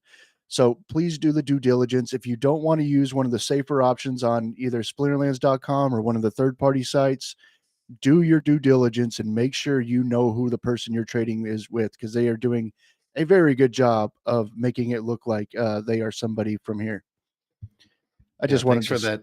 No, thanks for that. We definitely want to keep players safe. That's one of the reasons that we supply that market, to make sure that you guys can do peer-to-peer transactions trustlessly. If you guys choose to not use the market, there's certainly risks that go along with that. The biggest is that, the thing that you trade goes to zero. Don't automatically trust accounts. If you're doing these things off the side, always do little bits. Don't send them $10,000 worth of cards and expect it all to come. Just do it in drips, to make sure that even if you are extremely confident that you're talking to a team member, just on that off chance that something is going wrong, the team member is not going to be like, hey, why are you doing this in drips? We're not going to like rush you into some stupid trade. That's not the spirit of the team. So just be careful with that. And thanks for that reminder, Ron. Absolutely. Yeah. I think it needs to be said quite often. Somehow these guys are still getting it. And, it's a shame that people are getting their cards stolen, and it's a shame that the money's going to these scammers. So yeah, just keep an eye out, guys. But anyway, you want to do some town hall shout outs? Yeah. So Bitcoin Flood, Caracol 4, Slow Carls, Miko Bow Gamer, and M Howie are the guys that were watching the most shows out there, collecting all their channel points and being able to get the sweet shout out on the town hall. So thanks for your viewership. Thanks for being like constant folks out there. Hopefully you're enjoying FOMO February, and not only are you earning the channel points and getting some social recognition, you're also out there winning some cards. You want to just remind people of what's going on right now, Ron? There's a little thing, maybe you heard of it, called FOMO February. And yes, it is. I gotta say, I'm really impressed with what you guys are doing. The streamers are having a ton of fun out there.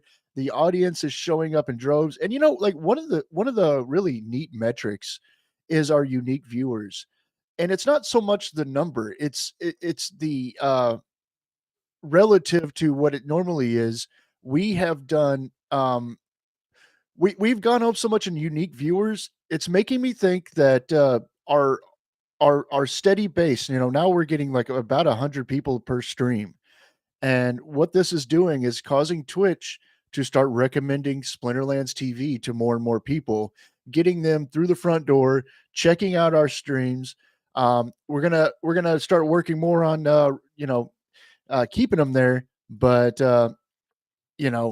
it's just incredible. I think what's going on right now is really awesome. I'm so happy for you guys tuning in and checking it out. Hopefully you guys are winning some really awesome prizes. I do want to say I have gotten a couple of DMs asking about the fairness of the bot. And one of the things that we did when designing this bot, now this is all in-house designed. We wanted to make sure, because there is tools out there like Nightbot and different things that you can use on Twitch. But you want to quickly explain what the bot does before you go into how it's fair? It's a giveaway tool. So it just randomly picks people. But anybody who has like any kind of technical expertise will know that random numbers on computers isn't really as random as you might think. And some places go to great lengths to making things random. For instance, Cloudflare actually has a wall of lava lamps that's 2 stories tall that they have a video camera on. And then they use the output of that video feed looking at the lava lamps to generate random numbers. And things like that, is kind of like the lengths when you really, really need super random numbers. That's the way to go. We didn't go quite that far, but we did go way above and beyond the normal kind of random number picker stuff. And we, it is quite random. The only thing that I will say that changes that is if the streamers want to give subscriber luck, then subscribers will get a 2 times, 3 times, or whatever they set it to, more of a chance than just a follower. So there is that. I'm getting some comments using Death Blow less. Now, here's the thing. The Death Blow is an awesome tool made by Axler Twinblade. You guys have probably heard of him. He's made quite a few different really neat tools over on Baron's Toolbox, and the Death Blow is his newest one. And you know what? It's new. People are really enjoying it, and so whenever there's a new shiny toy out, you're going to see it quite a bit. I expect that it'll probably go down a little bit, but you know what? I also don't like telling streamers how to have fun on their own streams.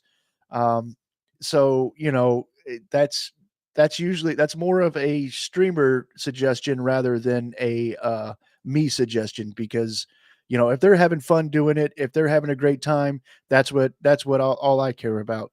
So yeah. All right. Anyway, do you have a clip of the week? Absolutely. So this week's clip of the week, the viewers have been getting a lot of really awesome cards this week for FOMO February, but sometimes a streamer gets good luck and sometimes a streamer gets his first good luck, and that's what this is. Shark, Obsidian yun to Summoner, and last one. Wait. So let's see. Wala na, no? 1, 2, sana Summoner. Kahit in regular foil lang, okay na ako nun. Sana Summoner. Uy! Gagi, gold foil. First time. Gagi, first time. Gold foil yung Summoner. Sorry for the bad words.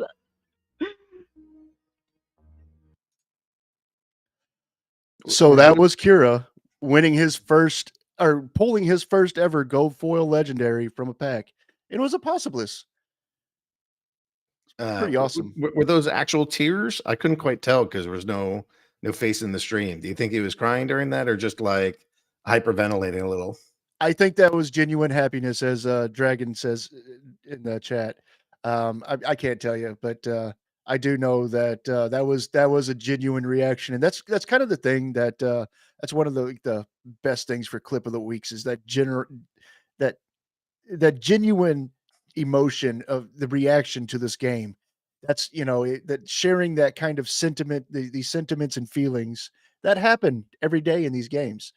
So yeah, that was clip of the week. Congratulations to Crazy Keyboard Kira, and we'll have another one for you guys next week. Rock on. All right. I think that's it for the scheduled town hall portion. Let's go do some questions now. Ron had put in some questions, or we have the town hall questions. Let me see if I can't go through these. And then do we have any special guests or anything for this portion?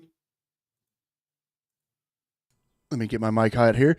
Yeah. Oh, yes, we did. And I didn't push enter. I was supposed to push enter to tell him. All right. So maybe someone will come join us in a little bit. Trying to juggle too much at once here. Yeah. He should be joining anytime. I'll just go ahead and put him on. We should have him pretty soon. So yeah. So little surprise for everybody. We got Matt coming on. So hopefully Matt will be here. There's some questions in here that I don't know the exact answers to. So these are some of the things. So if I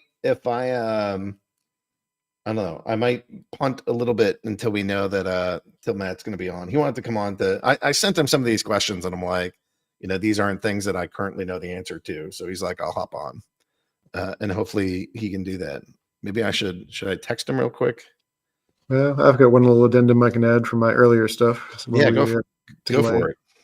So one thing I wanted to let people know, Steam Engine is back online. It had been down for a couple months after having issues.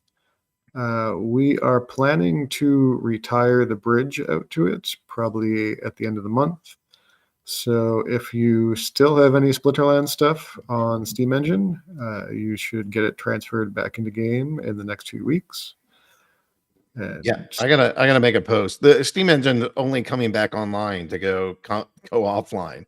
Like literally, that it was the dumbest thing ever. I was like, the literal like days that I was going to announce this thing is going down, we're no longer, we're going to be sunsetting it as a platform, it got hacked.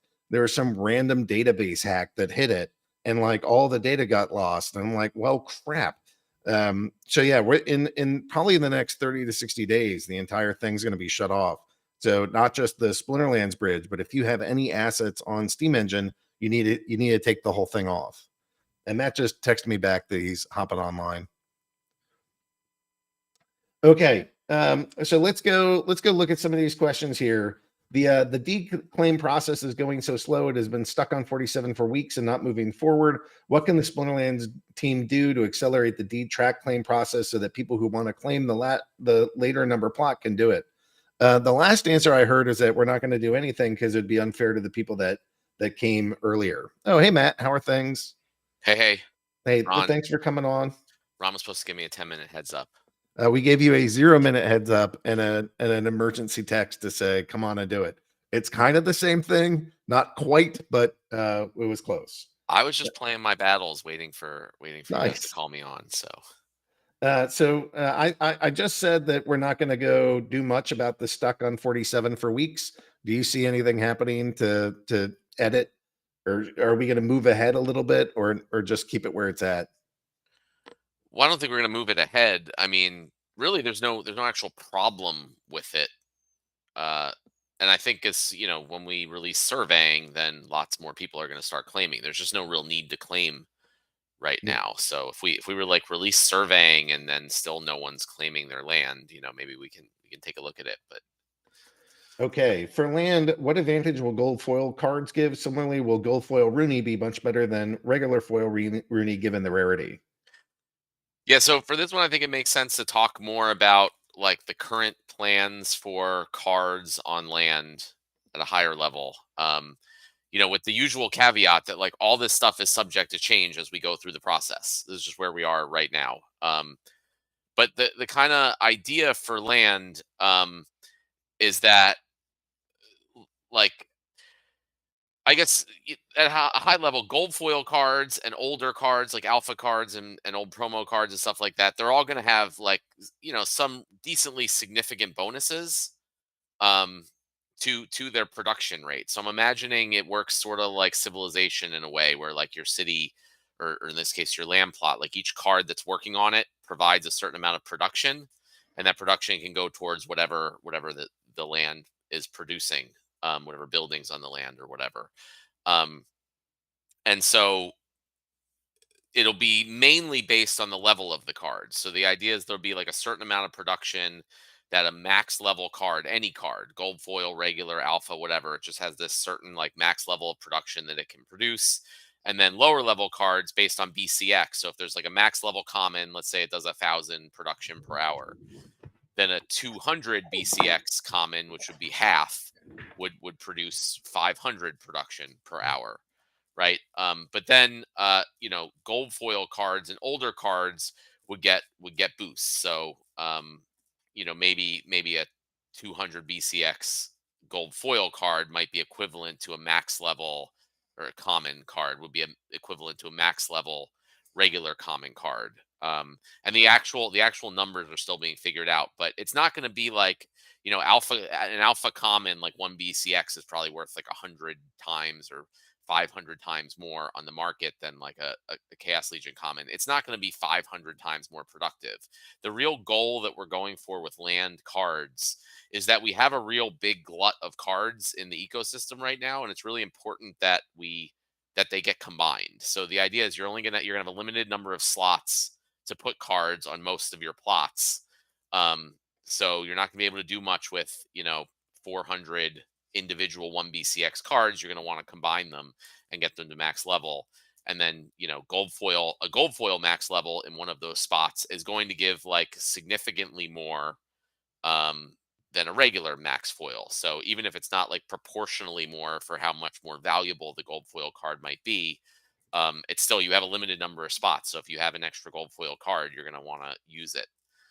Rooney is a separate thing. So we're planning on like Rooney to be special in a lot of ways, which, we haven't really figured out yet. So there's nothing I can share, but the idea is like, there'll be additional benefits. It's not just Rooney give like more production and that's it. We're looking to introduce some like special things that you can only get or that can only happen with Rooney.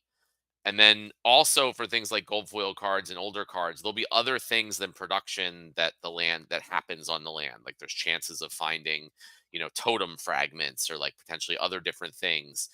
So that's those are other advantages that things like gold foil or alpha beta cards can give, in addition to production bonuses. So hopefully that was a good like high level overview of what we're thinking right now for card rarity. And I'll also mention that's why the last time I was on the town hall, I said like I plan to go on the market and like start buying up all these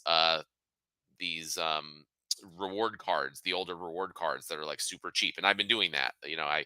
I told everyone in Mavs chat one day that like I'll buy any max level card for $4, and I've been just scooping them up off the market. And that's the reason. I have a region of land, so I'm thinking roughly 5 cards per plot times 1,000 plots. Like I'm going to want 5,000 max level cards, and I have a bunch of alphas and betas that I don't use because I'm playing in modern, and those will definitely go. But that's not going to fill up, probably even a tenth of the card spots I have on land. So all the rest of them, I want to fill up with max level cards.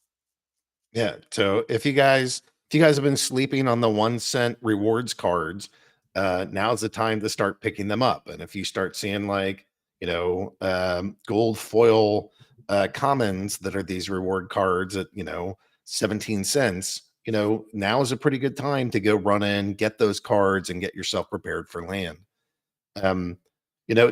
Matt, when do you expect maybe the first buildings to come out? Do you have any thoughts on like any piece you want to share in terms of maybe not the full land, but some of what you might expect to hit first? We are planning like a land 1.5 release. So we're expecting surveying to be done by the end of the quarter. And I'm hoping by end of Q2 at the latest, there'll be like a land 1.5. So it won't be like the full thing yet, where with all the resource production, all the stuff I talked about last time. But there's a bunch of stuff we can like get out in the meantime. So we intend to start, allowing you to stake cards on land even before you can build buildings and do all that stuff. And we'll start changing like how the SPS is distributed. Instead of like just getting it for doing nothing and holding land, like you have to put cards on land and things like that. And then there may be like, some initial buildings or some initial things that can be done in like the 1.5 phase. So we're talking, in the next 3 to 4 months, we hope to have like an initial release out where you can start using your land plots, putting your cards on them. So it's not like we're waiting, 9 months out before you can start using these cards on land is our goal. Yeah, that was a suggestion by Nate. That was like, hey, we can't just wait this long. We got to do something. And we've been kind of hard at work thinking about what are the different things that we can do now to get these cards being utilized and to get, not just have a survey of land. Great, that's awesome. But, the players not just want to be able to see it, but use it and, thinking through what that might look like. And DEC too. So that, there's a component of, I talked about this last time I was on the town hall, but the idea is you don't just throw cards on land and they start working. From a lore perspective, these cards, there's like summoners that have to like summon these manifestations to battle. But they don't really exist in the real world. So the idea is like DEC is going to have to be staked on land in order to put the cards on the land and have them start working. And that's going to be part of like this 1.5 phase 2. So even more reasons. And, DECB will be able to be used in most cases. So this is again the opportunity for the next few months to get cheap assets before this stuff gets released. So one of the things that might happen sooner, talking about DEC, is the land starter pack. So the land potions vote went negative. There was a lot of feedback that they wanted to see more utility coming out of whatever they would do as like the starter pack for land. There's now a proposal that's out there where you can purchase 3 different benefits, and it's optional. You could either get 1, 2, or 3 benefits for each plot of land that you have. So you get to make your choices. One is a free building upgrade. One is some time crystals that would shorten the amount of time. And then what's the third one? Third one is the unstable totem, so like a temporary totem. Oh, that's right. Right. So you get a boost to production. So how do you see that folding or unfolding? So we have a couple more days left of the soft proposal, and then maybe it goes live for the on site for the proposal. And Yeah. when would you think that somebody would be able to actually purchase a starter pack? Well, the purchasing of those things would be available with surveying. So we plan for surveying to be done by the end of the quarter, so the end of March. So, about a month or so, you'll be able to survey your plots and then have the option to get these starter packs. And yes, you can definitely get all 3 of them for each plot. I thought that was clear in the article, but I guess it wasn't. So yeah, you could uh, get all 3 for each plot, or you get 1, you get 2, you get 0, whatever. It's kind of your call. I guess the next few questions are kind of about those, so maybe we should just talk about them real quick. Yeah. Do you want to do just kind of a high level overview of what those benefits will be, a little bit of how you imagine land working and building creation, building production, NFT, whatever? I guess like you've been talking about kind of like a white paper for land and maybe even a white paper for land 1.5. Like, what are there pieces that we can share, or can we give a timeline of when you think people would be able to see a white paper for those things? Yeah, I mean, the land 1.5, I'm hoping to be out in the next week or two.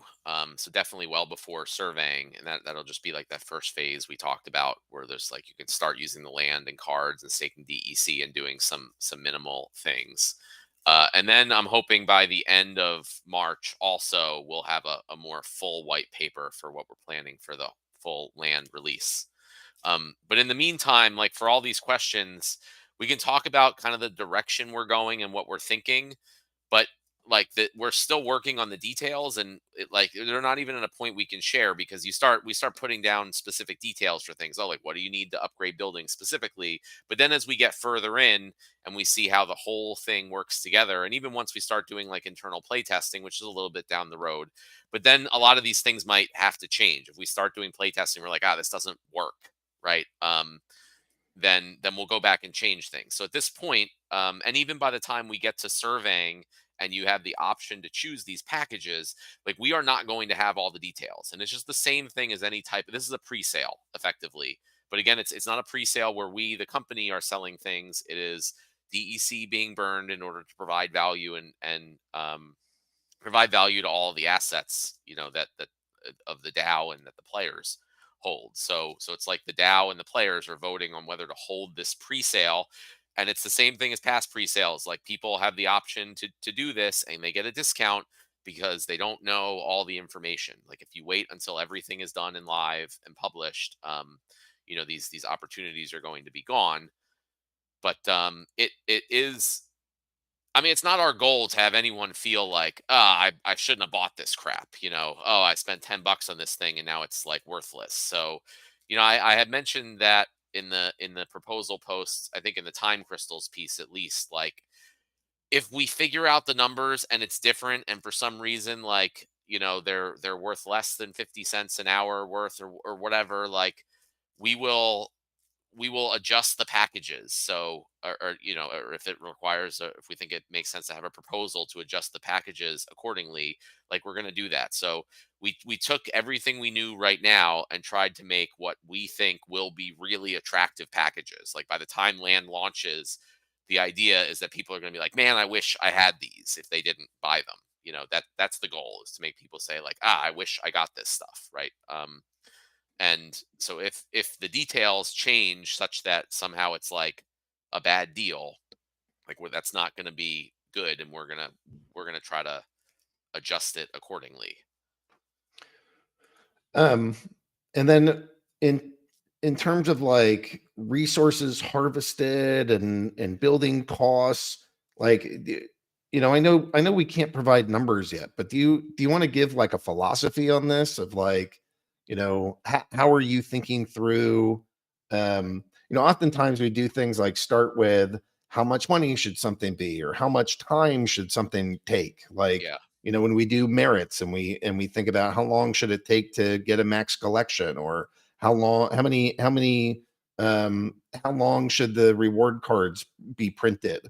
And how long should it take you to get a max? And how much longer should it be? Sometimes we think about time, or sometimes we think about cost. Is there anything at like a high level philosophy you might want to share around like buildings and resources and NFT creation? I mean, the high level is we're thinking like years out, right? We want this to be, we don't want it to be like launch land and then a couple whales come in a few months, they have max level everything, and they're like pumping out items and spells or whatever it is. So the idea is that like this is like a many year thing, and even for like the top whales in the game, it's just like it's a long process. And obviously if you're not a top whale or whatever, it's fine. I mean, it would take longer to get max level things, but you don't have to get max level things. Just like you don't have to have max level cards in the game to participate, right? So you can do just fine and have your business with level 3 buildings or whatever fits your time and budget. But yeah, there's a question about is time going to be for constructing a building or transportation, or these things going to be hours and days, weeks, whatever.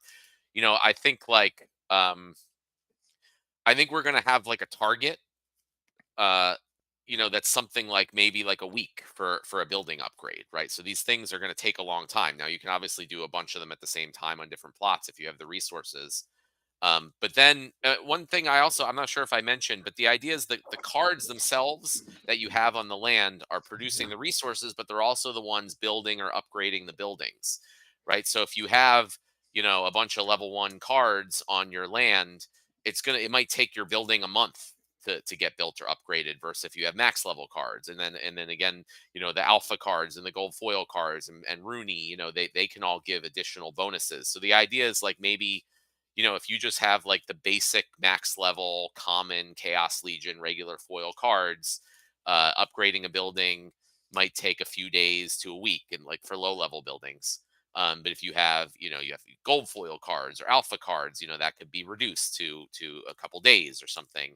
Versus if you have lower level cards, then it could take longer. It could take 2 weeks or whatever. But the idea is that like overall, it almost is like it's a little bit faster than real world time, but the idea is it's like a long-term thing. You gotta be in land for like, you're going to be doing this for like years, building out your business and growing it, along with everybody else. So that's my thinking about that. And then the resources are going to be created appropriately for that, right? For that, like Agrod said, we start with something like this time frame. We want it to take a certain number of years in general to like get through everything.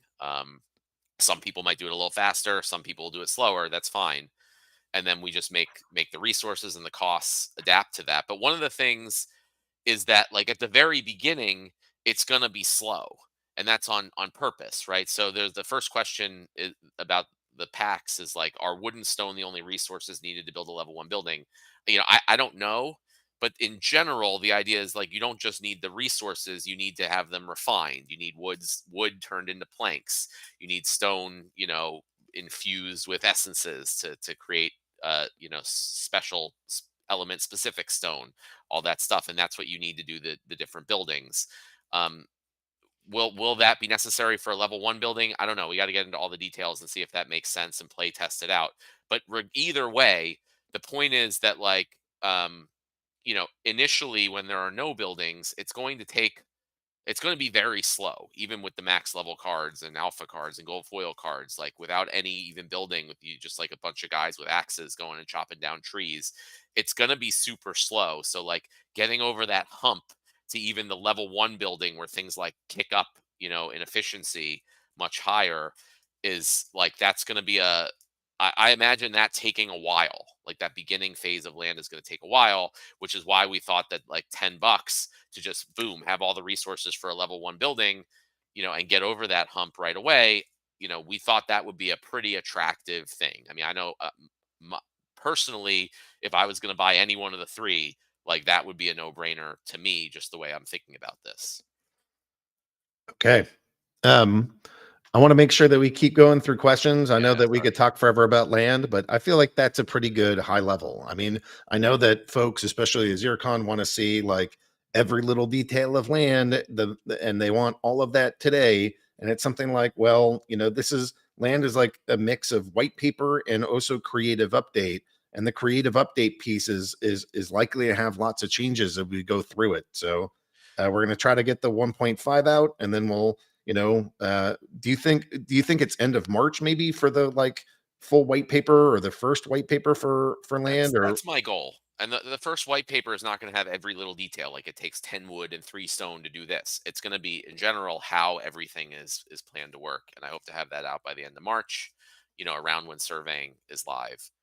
Nice. But it's a big document. I can go through the rest of these land questions real quick and just give a short answer. All right, super short answer.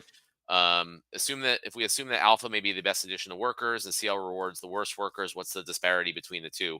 Again, don't know exactly, but it's not going to be the same as the disparity of market prices between the two, even close. But again, you have limited amount of cards per plot. So it's like, okay, I only have these few cards per plot. So it's not like I can just buy 100 Chaos Legion reward cards and throw them on one plot. So if you have one plot, it may be worth it to just get, like 4 or 5 alpha cards for that plot. Yeah, especially your super high value ones, right? Right. Like Yeah. if you just have a common land or a common forest, all right, fine, five of these 5 Chaos Legions or reward card monsters would be fine. But if you have some legendary card that's occupied, you're probably going to want to stick your gold foil alphas on it, because you're going to want to crank out on the limited or rarest plots. You're probably going to want the strongest monsters you got. And we're planning for additional bonuses, not just they produce more and faster. Like there will be other things. They can find totems, more likely to find totem fragments, more likely to get other special things that we're going to add in. So, that's how that works, or is planned to work.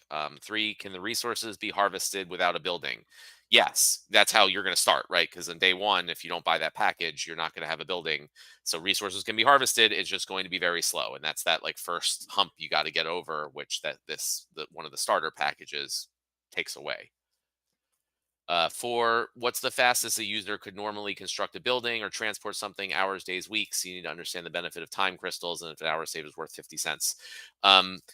Yeah, so I talked about that a little before. I mean, we're looking at least for building, construction, and upgrade, days, weeks, and it can be faster or slower depending upon the cars you have. I'd even put in months. I mean, it could be months, right? If you don't have Right, you have so- lower level cards on there, absolutely. Yeah, if you have lower level cards and you're doing like a high level building, it could be Yeah. some infinite amount of time. It would have to be like, here you have to have cards that will get over the hump to get these things made. So But it shouldn't. even a level 1 building, though, I'm trying to say, well, at least days. It's not going to be like an hour. So yeah, like day 1, you come in, you bought all the free buildings. Depending upon the cards you have, it could take a week for those buildings to be constructed.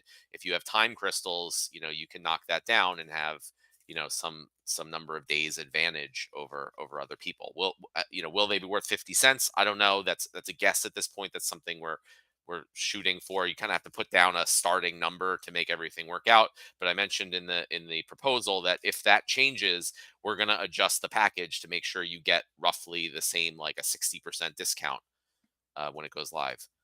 So 5 is how often will we need to do stuff on our land? If actions only take hours, that means we have to check in all times of the day. We really want to automate land as much as possible. It's different than battling, where as much as possible we want real players there playing, but like land is supposed to be a more like, I don't know what the word is, but like automated thing where you, like, when you have time, you go check on it, you make your adjustments, you see what's going on. But like if you have a building upgrade, when it's done, the thought is that, your workers would just continue harvesting, right? So if you're sleeping, when the building upgrade's done, they'll just get right to work harvesting. And when you wake up, you can harvest, whatever you've gotten at that point. So we don't want it to be a situation where you need to be checking in all hours of the day. I'm really looking forward for the claim all button. That thing doesn't Yeah. exist. I'm not clicking claim 1,000 times. No, absolutely not. Yeah, definitely claim all. Yeah, and that can easily be automated too, to claim every day or something. There'll be a few things that you'll probably want to check, but we do want to make it so you can't just like automate it and totally forget about it. But yeah, that's the goal. Can a normal totem and unstable totem be stacked? No, the plan is that there's going to be one totem slot per plot of land or per building. So, you can't use both. So keep that in mind. But the whole idea of the unstable totem is it's going to really give you. I mean, very few. It would be similar. The idea is that it would be similar in value, like in the production value, to a legendary totem, right? And most people don't have legendary totems, so it won't, like, you'll want to use the unstable totem while it's available for the first 30 days, and then you can swap it out with a normal totem if you have it.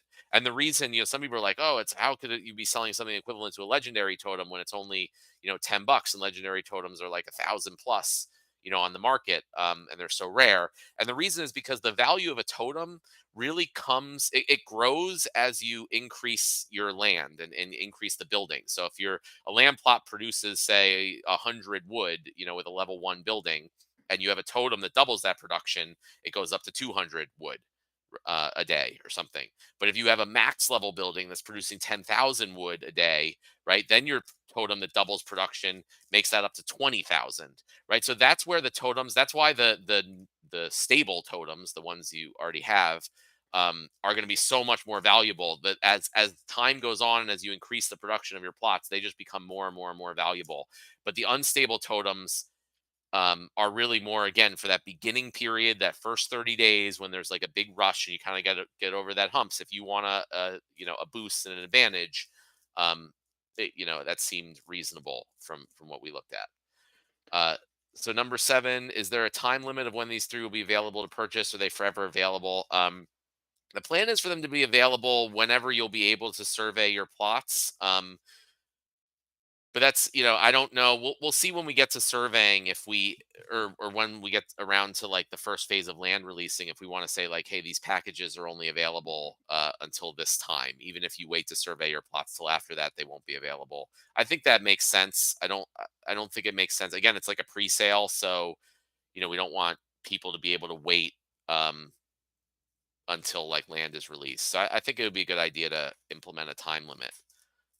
Maybe we can make a comment or update on the post about that. Okay. Proposal. Next up, we have this SPS chain thing. So SPS chain just sort of like happened. I'm not sure that there were tons of announcements about it. It just kind of went into a release. Do you want to just talk through what is SPS chain? What does it mean? Why are vouchers on it? And then we can address this specific question. Well, so first, it didn't just happen, right? It's our SPS validator node project that's obviously been going on for quite a while. It's just we kind of realize as we're like launching this that like that's not. It is basically its own like side chain to the Hive blockchain, like Hive engine, and so it's a little weird to keep calling it SPS validator nodes. And when now we have tokens that are like using on it, and you need to bridge things, and you're bridging things to SPS validator nodes, it just doesn't. It needs a name, basically. So it's nothing new. It's just been given a name, and validator nodes are just the software that run what we're for now calling SPS chain, although the name is subject to change. And Nate and the team have a bunch of cool ideas. But so what we're calling SPS chain is basically the chain that is run by the SPS validator node software. And it's definitely not only vouchers that are on SPS chain. It's vouchers, SPS, and license tokens to start. And the goal is that over time, everything will be moved to SPS chain, and SPS chain will just run the whole game.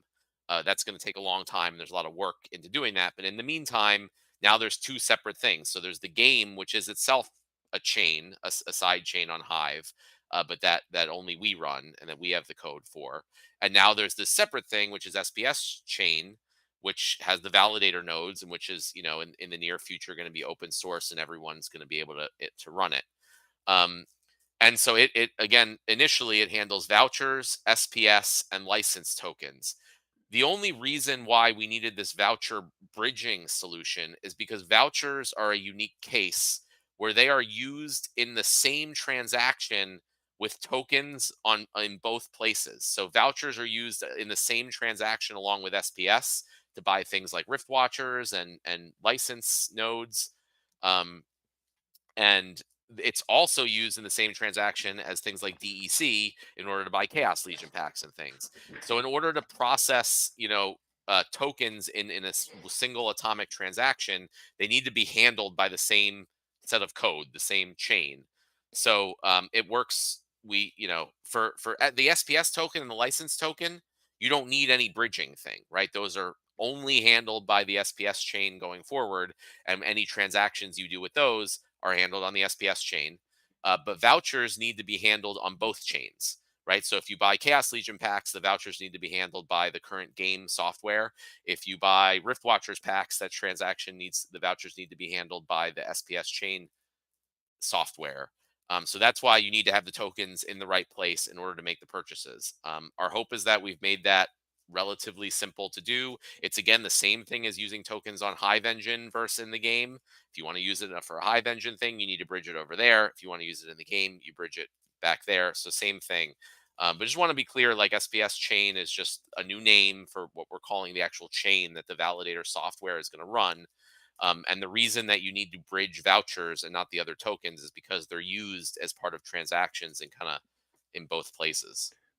Do you want to give? So that was a great description. I feel like you really nailed just all of that. Thanks for explaining that. Do you want to talk through just where validators are at? We haven't had an update on validators for a little bit. Just anything high level that you want to share about where that project's at or what's next? The project's been frustratingly slow, but it's also like a really big, very complicated project. So this whole type of voucher bridging thing is like one of those things where we like get to this point and we realize like crap, we've run into a problem that we didn't anticipate. Right? Even when we started building the validators and doing all this, like we didn't have Rift Watcher packs and licenses being sold with SPS. So like things change in the game as we're building out the validators and we have to adapt to it. But it's like it is getting very close, and you hopefully can tell by the things that like we're starting to have this SPS chain concept in the game now, and we have this validator bridge. So we're getting all the pieces ready for us to actually launch the software live in production on our servers, which we're calling the like private net release, and have the actual validator software handle all these things in production on its own. Again, the hope is to have that done in Q1 if we don't run into any more unexpected things. But then that's going to be again sort of the tipping point for that. Once it's running in our production environment, then I'm sure there's going to be a few bugs and things we have to fix.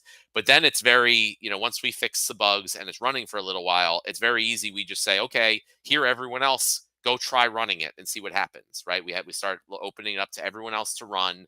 We start debugging it, and that opens up the test net phase.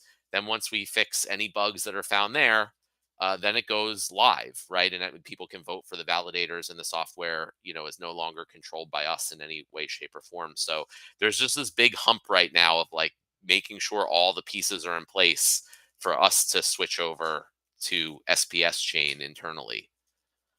Yep. Okay, so let's hop to Lux. Maybe there's still a question in this. I think you described this pretty well. They ask about the rewards. I mean, rewards are based on again, if you're looking at rewards from like a dollar value perspective, yeah, they're going to be low now. But I kind of made an analogy along a few town halls ago that I was on. That I looked at Bitcoin mining that way back in 2012, and I was like, it's not worth it. Bitcoin's worth $10 each. It's not worth it for me to mine it on my home computer. So I stopped, and that ultimately ended up being a mistake.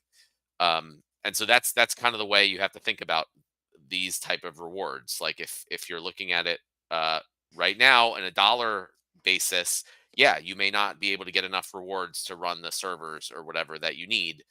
So it's a question of like, do you want to put in the extra money and time and effort now in the hopes that maybe it would be very rewarding in the future? Yep. All right, Lux Vega. He seems to be, or this question seems to apply that Lux Vega is broken and it needs some kind of nerf, or it's too OP or something. Have you seen Lux Vega stats that make you think it's fair, it's broken, it's something? Well, there's two different things here. There's win rates, and then there's the ability to use it all the time, right? So I haven't looked at the win rates. It's something we look at, like win rates for cards periodically. So it's something we can, do soon. In general, if the win rate is too high, that is always a problem, whether it's Lux Vega or whatever. But separately, even if the win rate isn't that high, the idea is that, like, oh, all you need is Lux Vega and you're good. I mean, which the question is written is right, which is something we've generally tried to avoid. We did try to make Lux Vega special in that way, so like even generally we try to make it so you have to have lots of different cards. We purposely tried to make Lux Vega special, and I think its value shows that. So then that's more of it's a qualitative, not quantitative question of, is that good or bad for the game? There's relatively few of them. I think there's 1,000. So, for right now, that's a decent amount. But like generally, it doesn't mean that, like, oh, everyone can just come in and get a Lux Vega and it's no problem, right? They're expensive, which is good.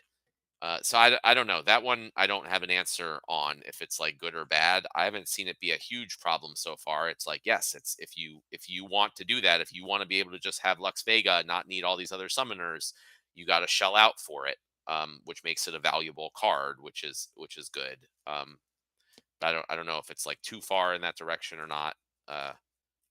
But I don't expect we're going to be like creating more. Like, we're not just going to go creating more neutral summoners at the moment, right? Because we don't want to like exacerbate that problem. Vouchers. Would you consider for upcoming sales in which vouchers can be redeemed to a set base price for the voucher and a maximum amount of vouchers that could be redeemed? Well, we always set a price for the vouchers. Like we say, if something costs $500 and you can spend 250 vouchers to get 50% off, then we give each voucher a value of $1 in that case. So like in future pricing, we would price the vouchers roughly where what they are on the market, or where we maybe a little higher to give them some extra value. So it seems to be what we're already doing, unless I'm misunderstanding the question. Yeah, I take it that way too. I mean, I do think I plan to release a proposal to see if the community likes it, to reduce the print rate of vouchers. It's been talked about for a while. And even though, like, a lot of people say, like, what's the point? You can just make things cost more vouchers rather than reduce the print rate. And that's true. But the only reason is that we would propose to reduce the print rate is that there are a bunch of things in the game that already cost us a set amount of vouchers based on, earlier pricing, that's no longer relevant and that like can't really be changed easily. So it may make sense to reduce the print rate of vouchers to make those things more in line, rather than the other way around. All right. And I support that personally. Company status. What is the current situation with Splinterlands, a company? Are we safe in case of a long economy recession? Is there anything that we can do to help? We're not at the bottom of a bear, so the most like drastic, scary times seem to be behind us. Maybe they come back, or maybe we drop to $5,000 Bitcoin, and that could lead to some problems for the company. I don't imagine any like near term like emergency shutdown or something like that. I think we're in a decent spot. In terms of a long economic recession, it's possible that, stock prices and Bitcoin prices go up, even if you're in a recession.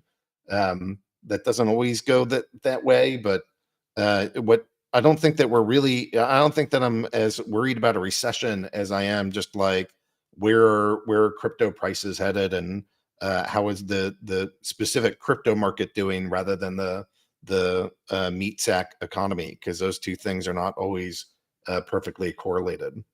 And then in terms of what you guys can do to help, ultimately, I think land is coming. Land is going to be awesome. And you guys want to participate in land as much as you can.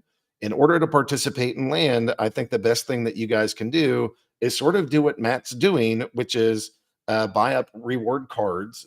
Those are some of the least expensive cards on the market. So if you're looking at a cost per collection power rate, the least expensive cards are some of the reward cards.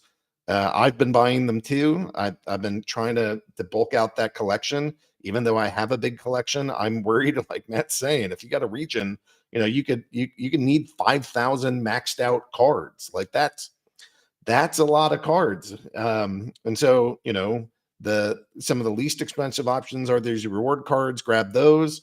And I think after that, those are gone. You're going to want to get your hands on some Chaos Legion packs. We're running out of them. I know that we've been talking about this for a while, but Chaos Legion packs they're not going to be here for long. So like we're going to hit this time in something like 40 days that reward cards or they're the non-sold bound reward card, transferable reward cards, they're all out of print. The Chaos Legion packs are going to go out of print shortly. We have what is it, 1.375 million packs left. That's done by the end of next month, no matter what. And then there's still more packs that are going to go to NFTy, and not to them as a company, but on that platform. So we're getting down to like there's basically 1 million packs left or less on the market, and there's not going to be a way to go get new packs. One option, if the players think it's cool, might be some collaboration with a big IP holder. That is still something that's out there, but that's not guaranteed. It might not be until September that we see new packs. So I don't know, stuff for you guys to consider that if there is a long drought or if there's only just like a handful of packs. I guess there's still some Rift Watchers out there. But Splinterlands is going to be out of packs to sell you in something like March, and there's not new transferable reward cards. So my thought with telling you all that is the thing I would urge you to do is pick up your reward cards while you can, pick up your Chaos Legion packs while you can, because they're all going by, like, at the very latest, it's March 31st, because that's when we nuke all of them no matter what. But I don't think they'll last until then. So you have something like 40 days to get Chaos Legion packs from the company if you would hope to get them. Anything else you would want to add to any of that, Matt? Well, I mean, just as far as how you can help is you just put money into the ecosystem, right? I mean, it's any. I mean, that's how we, our company, and all the players and everybody gets helped the same exact way. It's just money coming into the ecosystem in any way, shape, or form. You buy SPS, you buy DEC, you buy cards off the market, you buy Chaos Legion packs. Doesn't really matter at the end of the day. It's just either there's money coming into the ecosystem or there's money going out of the ecosystem. So that's how you can help. And the only, one benefit we have over other projects is we can use historical context to see what happened in previous bear markets for the people who put money into the ecosystem during the bear market versus took money out. I don't know if, history is going to repeat, but at least we have a history, which is unlike most projects in the space, that you can look at and, kind of decide what you want to do and how you want to position yourself. Yep.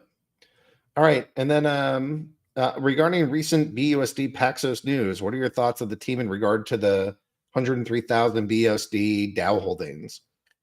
So first off, the whole thing is ridiculous to me, that they would call BUSD a security. If you look at the Howey test, one of the prongs of the Howey test is, do you expect to make a profit? Stable coins don't offer any way to make a profit.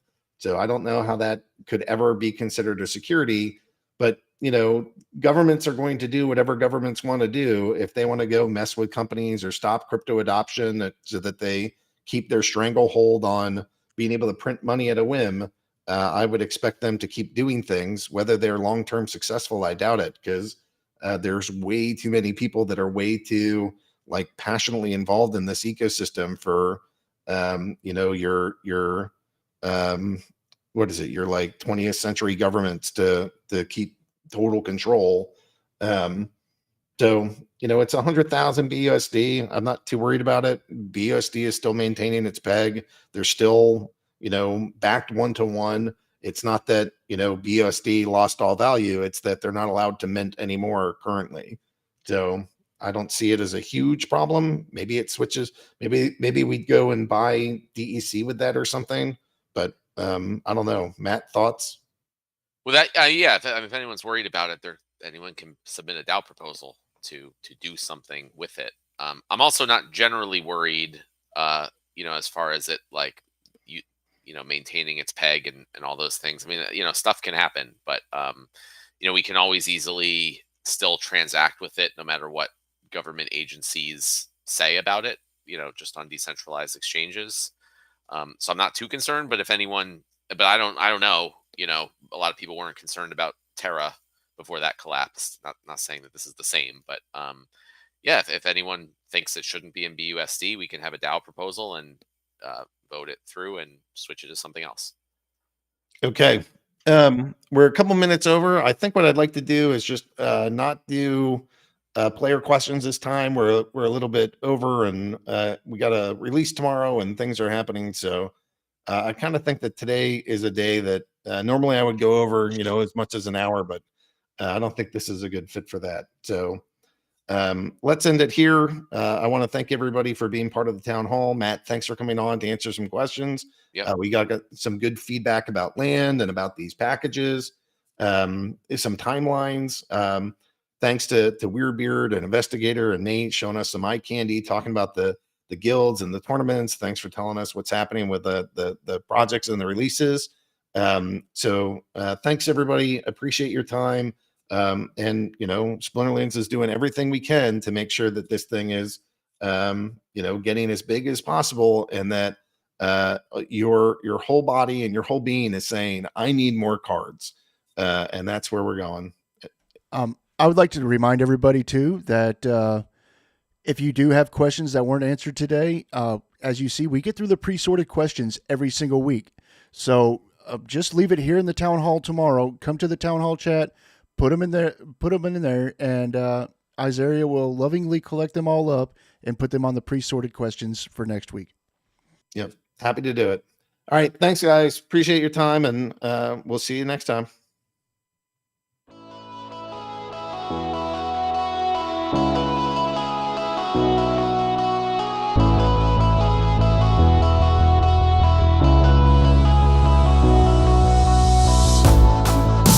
Chaos reigns and hope is lost. When your darkest days aren't saved by the dawn, we bring the light to help guide the way. We are with you.